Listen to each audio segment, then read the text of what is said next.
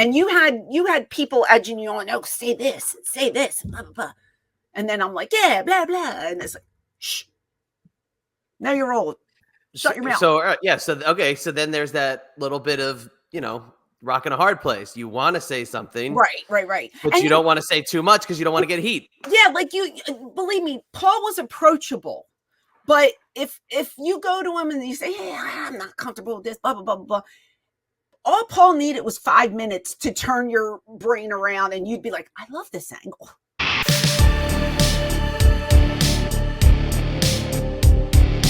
So then it brings us to your match. Okay. You and your unlikely tag team. You're tag team champions.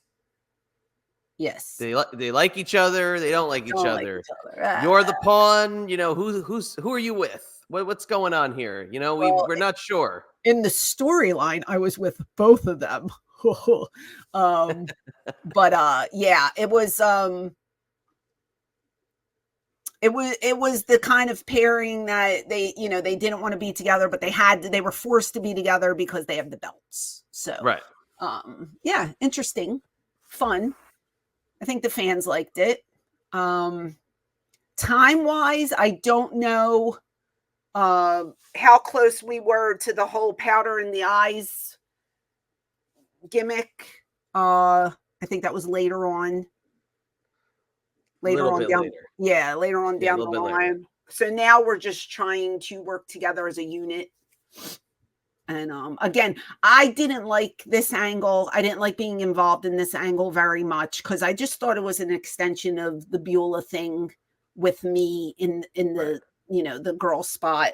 I wasn't 100% thrilled with it.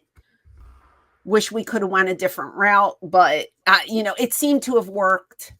And we had newer fans at that time, and a lot of the fans didn't even know the first angle had happened. Right. So again, it did work, but I just wish we could have did something like different.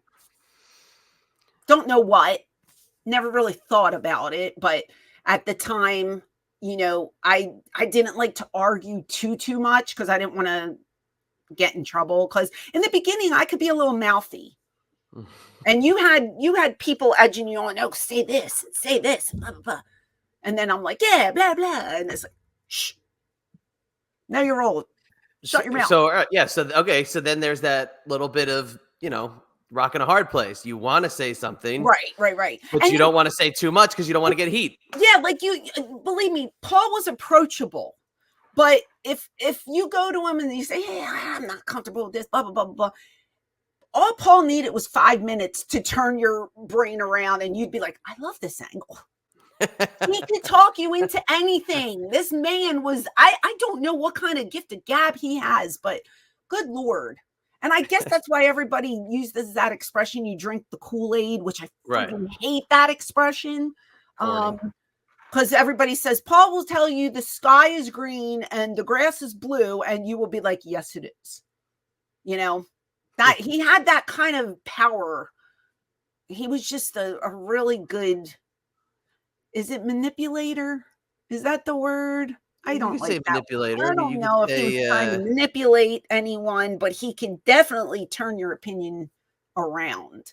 Okay. And I could go to him and say, I don't like this, blah, blah, blah, but I needed points and I needed a different angle to approach him with. And back then I didn't put the energy into it because it was working. That was the main thing. The angle was working and people were into it. Yeah, and absolutely. The difference was we didn't do the whole pregnancy thing. I wasn't pregnant per se. But it was just like, instead of turning from a heel to a baby face, I'm turning from a baby face to a heel.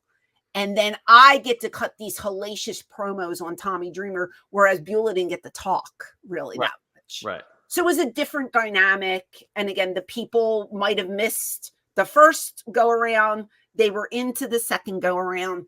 So it worked. So if it ain't broke, you don't fix it. That's a great point. So now The match itself, not long, 3 minutes and 37 seconds. That's it? That's it. I'm going to pull it up here in a second. But Okay. the question is, it's not the original match that was on paper.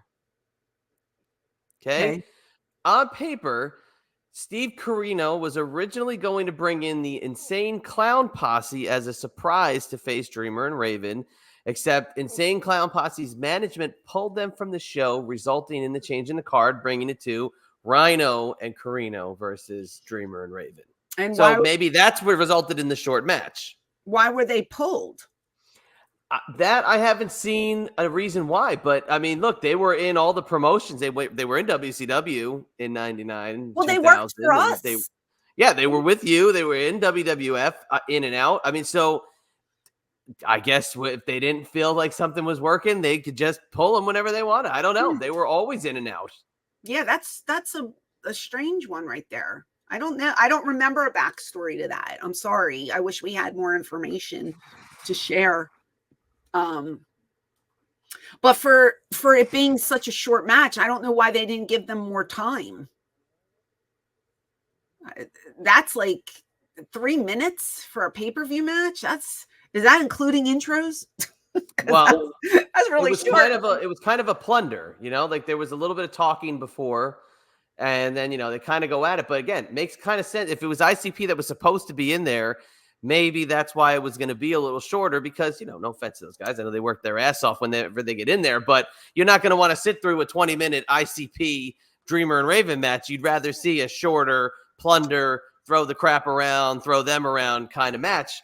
But, I'll pull it up what happens. I'll pull it up from about where your action is due to begin. If that's the case, it had to have been a last-minute decision then because I don't believe Paul would ever give a semi-main event 3 minutes and 36 seconds. You know what I mean? Like, that's just weird. Oh, all right. Come on. You got it? I remember. Is Jack Victory in a wheelchair? I believe he is. Uh-huh. All right. Ding, ding, here we go.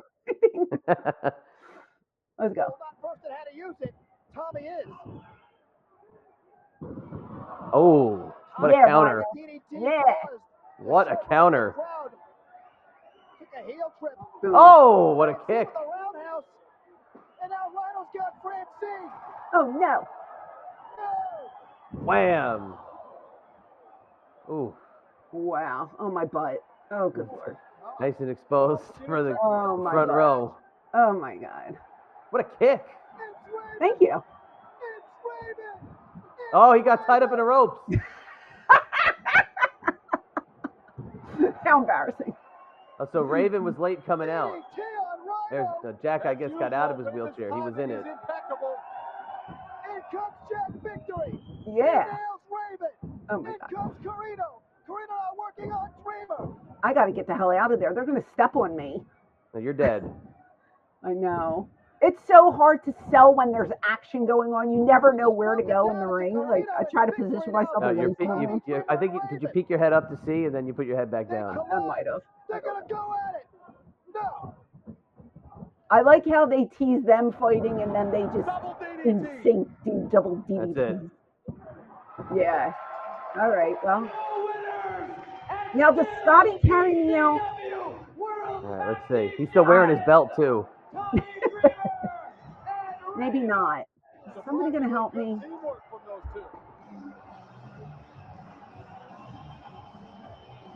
I don't remember. Is he? Oh, they're giving the finger to somebody on the ramp. Okay. Wait, who's helping me? Dreamer's over checking on you. What are they looking at on the ramp? Who's this?